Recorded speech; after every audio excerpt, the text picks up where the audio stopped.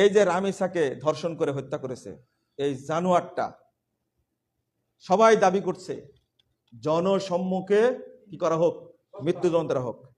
কোন কোন জাহেল বলছে এটা মধ্যযুগীয়, কি ও মধ্যযুগও ছিল না, প্রাচীন যুগও ছিল না, আধুনিক যুগও ছিল না। সরকারের আপত্তি আছে। সরকার কি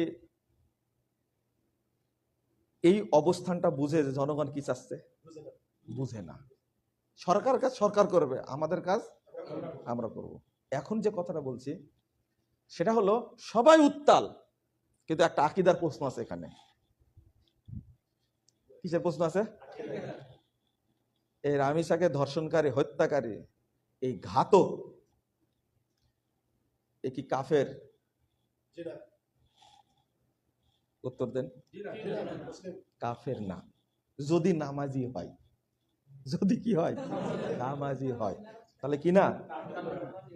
হত্যাকারী যতই হোক ও হত্যার যোগ্য, জনসংখ্যা আত্মস্বীকৃত খুনি যেহেতু কি করতে হবে, ওর টাইম নেওয়ার দরকার নাই, ডাইরেক্ট। এই কথা জাতি সবাই একমত। কিন্তু মজার ব্যাপার, লোকটা কিন্তু কাফের না। ও হত্যা করলে ও মাপ পেয়ে যাবে, তাই না? এটা হলো শরীয়ত, এটা হলো ইসলাম। সরকারি হত্যা করবে একে, সরকারের কাছে দাবি জানাচ্ছে, তাই না? গ্রেফতার হয়েছে, জনসম্মুখে মেরে ফেলে, এটা ইসলাম, এটা শরীয়ত। কোন কোন জাহেল বলছে এটা মধ্যযুগীয়, কি ও মধ্যযুগও ছিল না, প্রাচীন যুগও ছিল না, আধুনিক যুগও ছিল না। এখন যেটা বলছি, কিন্তু কয়েকদিন আগে বেনামাজির ব্যাপারে যখন সতর্ক করছিলাম, এক শ্রেণীর খাতনাবিহীন মৌলবি, বাংলাদেশে খাতনাবিহীন মৌলবি আছে কিন্তু অনেক, জানেন? এরা খাতনাই দেয়নি এখন পর্যন্ত। সাইদ ভাই বলছে, আপনি কি দেখছেন? বহু মানুষ খাতনাবিহীন বাংলাদেশে আছে না? আপনি কি দেখছেন কাউকে? তো এই খাতনাবিহীন মৌলবীরা খেপে গেল আমার বিরুদ্ধে, তাই না? আমি বলিনি যে আমরা হত্যা করব, আমি বলেছি কি একে হত্যা করতে হবে, দায়িত্বকার ইসলামী সরকারের। ইসলামী সরকার নয় হত্যা করবে না, কিন্তু দায়িত্বকার সরকারের। সাংবাদিক, পুলিশ, নামের যত আছে, মানে এরা এমন ভাবে খেপে গেল, জানেন না? এইটা নিয়ে আমাকে পুলিশের সম্মুখীন হতে হয়েছে। আমাকে মানে এমন একটা ফোন আসছে, আমি বললাম যে ঠিক আছে, আমি কোর্টে জবাব দিব, মামলা করেন। আমি বলেছি বেনামাজিকে কি করতে হবে? হত্যা করতে হবে। এ কি কাফের? এ কি কাফের? এইটা নিয়ে তোলপাড়। কিন্তু রামিসার হত্যাকারী, ধর্ষক, আত্মস্বীকৃত খুনি, একে মৃত্যুদণ্ড দেওয়ার জন্য সবাই কি একমত, বাট সে কি না? কাফের না। আমি কি বুঝাতে পারলাম? যদি নামাজি হয়, আর যদি নামাজি না হয় তার জন্য কথাই নাই, দুইবার হবে ফাঁসি হবে। আপনারা মনে হয় বুঝলেন না, তাই না? আপনারা কি বুঝছেন? এর নাম মাসালা। তোলপাড় হলো বেনামাজিকে হত্যার কথা বলেছি তখন, যে কাফের, একে মেরে ফেলেও যা, বেঁচে থাকলেও তা, ও কাফের। কিন্তু ওই লোকটাকে মেরে ফেলার পরে ওকে আল্লাহ কি করে দিবেন? মাফ করে দিবেন। হদ জারি হয়ে গেছে, আল্লাহ কি করে দিবেন? মাফ করে দিবেন। এটাই হলো বাংলাদেশি মানুষের এলেম, আকীদা। এই যে কথাটা বললাম না, এই যে লাইভ করছেন, এইটা নিয়ে এবার চলবে। আমার বক্তব্য সবসময় উল্টা। হ্যাঁ, না না, লাইভ চলতে থাকবে। আমি কোনো কথা লিখে কোনোদিন ডিলিট করিনি। যদি ভুল প্রমাণ হয় তারপরে, তার আগে না। কিন্তু এটাই আকীদা। চলেন, আমি যে বিষয়টা আলোচনা করছিলাম সেই জায়গায় আবার যাই। মাঝখানে কি বুঝেছেন আপনারা? সবাই তার জনসম্মুখে মৃত্যুদণ্ড চাচ্ছে, কোনো আপত্তি আছে? এর আগে দরকার ছিল সারা বাংলাদেশে যারা বেনামাজি হবে সরকার তাদেরকে মৃত্যুদণ্ড দিবে, এই দাবি দরকার ছিল। তাহলে ধর্ষণের ঘটনা কমে যেত। আমি বহু আগে বলেছি, ধর্ষককে স্পটে মেরে ফেলতে হবে, এটা শরীয়ত। আল্লাহ রাব্বুল আলামিন বলেছেন, মানে আল্লাহ বলছেন যারা আল্লাহ এবং রাসূলের বিরুদ্ধে যুদ্ধ ঘোষণা করে তাদেরকে ডাইরেক্ট মারো একবারে। একে সময় দেওয়া হয়েছে 2 দিনটা ভুল হয়েছে। যখনই বলেছে আমি ধর্ষণ করেছি, আমি মেরেছি, তখনই ব্রাশ ফায়ার করে মেরে দেওয়া উচিত ছিল। এটা শরীয়ত কিন্তু একবারে ডাইরেক্ট। আমরা এই ব্যাপারে অনেক আগে ফতোয়া দিয়েছি, কিন্তু এই বিচারের নামে চলবে এখন কি লেন্দি শয়তানি চলবে। চলেন, আল্লাহ যেন আমাদের দেশকে হেফাজত করেন। তাহলে প্রথম হলো তাকওয়া, দ্বিতীয় কি আদব। আল্লাহ রাব্বুল আলামিন বলছেন কু আনফুসাকুম ওয়া আহলিকুম নারা। এখানে তাকওয়াও আসছে, আদবও আসছে। আর রাসূল সাল্লাল্লাহু আলাইহি ওয়াসাল্লাম বলছেন তোমরা আদবের লাঠি কি উঠায়া রেখো না। ওই যে ধর্ষক থেকে আসলো কথাগুলো, ধর্ষক থেকে আমরা রামিসা পর্যন্ত চলে গেছি। আপনি সন্তানকে পাশ্চাত্যের আকৃতিতে, পাশ্চাত্যের চেতনায় মানুষ করবেন না। আচ্ছা, যারা আমেরিকা কানাডায় বাস করে এদেরকে আপনাকে মানুষ মনে হয়? সন্তান মাকে ধর্ষণ করে, ভাই বোনকে ধর্ষণ করে, যারা অধিকাংশই জারজ, তারা বলে দিল আপনাকে বাচ্চাকে ধমক দেওয়া যাবে না, মারা যাবে না, লাঠি নেওয়া যাবে না। আল্লাহ বললেন, রাসূল সাল্লাল্লাহু আলাইহি ওয়াসাল্লাম বলছেন লাঠি রেখে দিও না, সালাত না পড়লে পিটাও। এই অনুবাদগুলো কোথায় রাখবেন আপনি? আপনি ভালো আছেন, কিন্তু আপনার বাপ আপনার থাপ্পড় দিয়েছে, মেরেছে, গালি দিয়েছে, পিটিয়েছে, ভালো আছেন। তা আপনার সন্তানগুলো দেখেন আইসক্রিম খাওয়ায়া এমন বডি তৈরি করেছেন, ওকে এতই খারাপ হয়েছে, ভালোবাসতে বাসতে ও বানর কুকুর ছাগলের চেয়ে বেশি খারাপ হয়ে গেছে। বানর কুকুরের কিন্তু একটা বিবেক আছে, কিন্তু আমাদের সন্তানের সে বিবেকটাও হারিয়ে গেছে।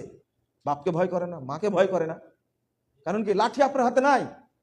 এটা হলো ইলাহি শিক্ষা, আল্লাহর শিক্ষা, অবশ্যই লাঠি রাখতে হবে।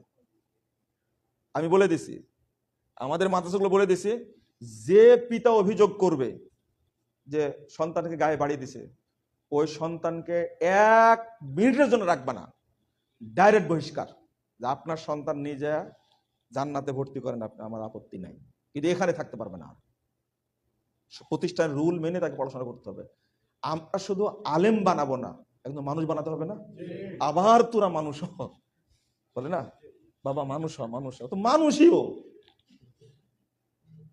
মানুষ না। মানুষ কাকে বলে? মানুষ কিন্তু আরবি শব্দ, এর অর্থ হলো যে আখলাকে হামিদা, ইনসানিয়াত যাকে বলে, ইংরেজিতে বলে, সরি উর্দুতে বলে আখলাকে হামিদা। যার মধ্যে উত্তম চরিত্র আছে তাকে কি বলে? মানুষ বলে। এটা আরবি শব্দ মানুষ।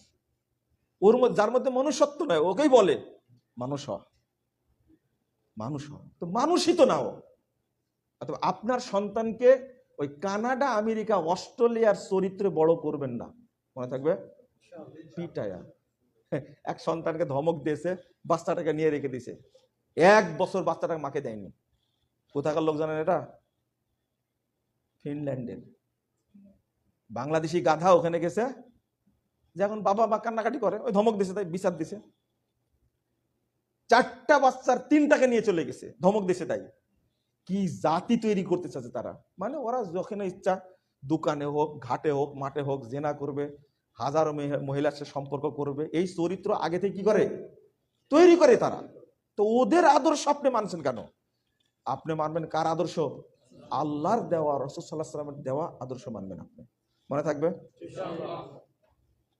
আর যদি বিয়াদব তৈরি করেন, রাসূলুল্লাহ সাল্লাল্লাহু আলাইহি ওয়াসাল্লাম বলছেন, স্পষ্ট করে দেখেন, মাই ইউহরামির রিফক ইউহরামিল খায়র। যাকে ভদ্রতা দেওয়া হয়নি, আদব চরিত্র দেওয়া হয়নি, তাকে যাবতীয় কল্যাণ থেকে বঞ্চিত করা হয়েছে। ওর মধ্যে কোনো কল্যাণ নেই। আপনার বাচ্চাটা বেয়াদব, আমার সন্তান বেয়াদব, তখনই বুঝবেন ওর মধ্যে কোনো কল্যাণ নেই, কিচ্ছু নেই, জিরো। আরে জিরো লিখতে তো কালি লাগে, লাগে না? হ্যাঁ, ওই কালিটাও নাই ওর মধ্যে। জিরো, কিচ্ছু নাই ওর মধ্যে। রাসূল সাল্লাল্লাহু আলাইহি ওয়াসাল্লাম বলছেন, মান উতিয়া হাজ্জাহু মিনার রিফক ফাকাত উতিয়া হাজ্জাহু মিনাল খায়রিদ দুনিয়া ওয়াল আখিরাহ। যাকে কুল মানে চরিত্র দেওয়া হয়েছে, আদব দেওয়া হয়েছে, তাকে দুনিয়া এবং আখিরাতের যাবতীয় কল্যাণ দান করা হয়েছে। আমার সন্তানকে আদব মুআদ্দাব করার জন্য পিটানো লাগবে না। এই হাদিসটা কোথায় রাখবেন? 10 বছর হলে কি করো? ওয়াজরিবুহুম আলাইহা ওয়া হুম আবনাউ 10 সিনিন। 10 বছর হলে পিটাও, পিটায় সালাত আদায় করাও। আপনার ছেলে এত আদর, আরে 25 বছরের ষাঁড় হয়ে গেছে, রমজান রোজা রাখে না, বুঝেননি তাই? অথচ কত বছর হলে রাখবে না? ঘুম থেকে ডাকেই না। হাদিসে নির্দেশ করে সাহাবীরা 10 বছর হওয়ার আগে থেকে সন্তানদের কি করতেন? সিয়াম রাখাতেন। নুসকুন্না নুসাব্বি মুসবিয়ানানা ওয়া নাজআলু লাহুমুল লুবা আনিল ইহন ফাইদা বাকা আলা তুআম আতাইনাহু দাক হাত্তা ইয়াকুনা ইলা গুরুবিশ শামস। সাহাবে সহিহ বুখারীর হাদিস। আমরা তাদেরকে সিয়াম রাখাতাম, খেলনা কিনে দিতাম, কান্না করতে লাগলে খেলনা দিতাম, খেলতে খেলতে সূর্য ডুবে যেত। তাহলে 10 বছর আগে থেকে প্রশিক্ষণ দিতে হবে। 10 বছর হয়ে যাবে, তাকে সিয়াম রাখাতেই হবে। অথচ 25-30 বছরের ষাঁড় হয়ে গেছে, সিয়াম রাখে না, এখনো রাখেনি। আর 30 বছর বয়স হলে যদি সিয়াম রাখা শুরু করে, তাহলে কয় বছর রাখেনি বলে তুমি দেখি? এই 20 বছরের সিয়াম রাখাই লাগবে। আপনি দিন শিক্ষা দিবেন না মানে? শিখতেই হবে। ভারী হয়ে গেল কথাগুলো, তাই না? কেন ধরে ভারী হয়ে যায়, কি করব? এগুলো তো বলা লাগবে। শেষে বলি কি, আসসালাহ কি? তাহলে কয়টা হলো? 1 নম্বর বলেন তো।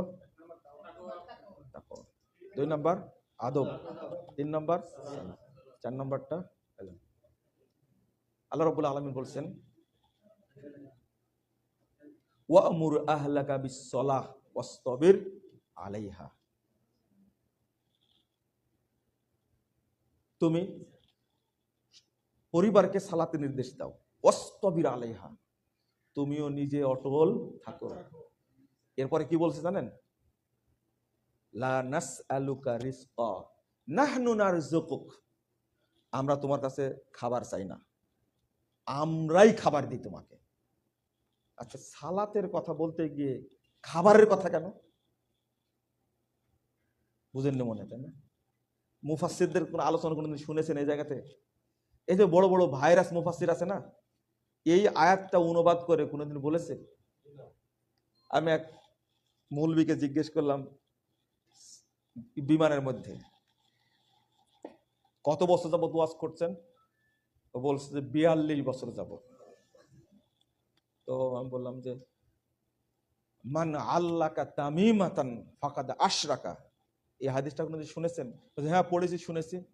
সত্য বলবেন না, 42 বছর যাবত বক্তব্য দিচ্ছেন, কোনদিন বলেছেন এটা? তখন বলছেন যে মনে পড়ে না। থামেন। আমি আর একটা প্রশ্ন করলাম, আচ্ছা ঠিক আছে, সল্লু কামা রাআইতুমুনি উসাল্লি, হাদিসটা শুনেছেন? হ্যাঁ শুনেছি।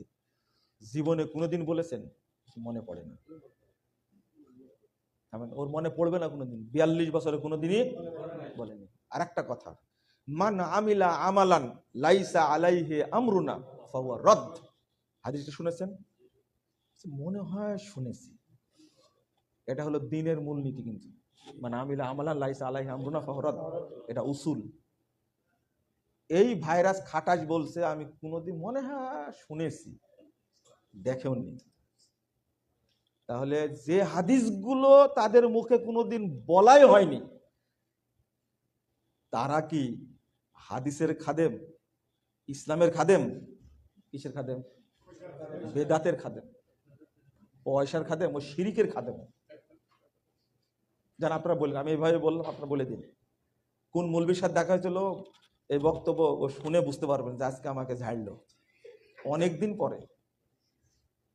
অথচ এই হাদিসগুলো কতবার রাসূল সাল্লাল্লাহু আলাইহি ওয়াসাল্লাম মুতাওয়াতির পর্যায়ের হাদিস, এজন্য এক ভাইরাস বলবিকে জিজ্ঞেস করে, মুফাসসিরকে জিজ্ঞেস করেছিলাম, আচ্ছা আপনারা তো শুনেননি, মুফাসসিরের কাছে নিজেই শুনেছি আমি, যে আল্লাহ কেন বলেন ওয়ামুর আহলাকা বিসসালাহ ওয়াসতাবির আলাইহা লা নাসআলুকা রিজকা নাহনু নারযুকুক। কোনদিন তাফসীর করেছেন আপনি? কেন আল্লাহ সালাতের কথা বললেন, খাবারের কথা বললেন?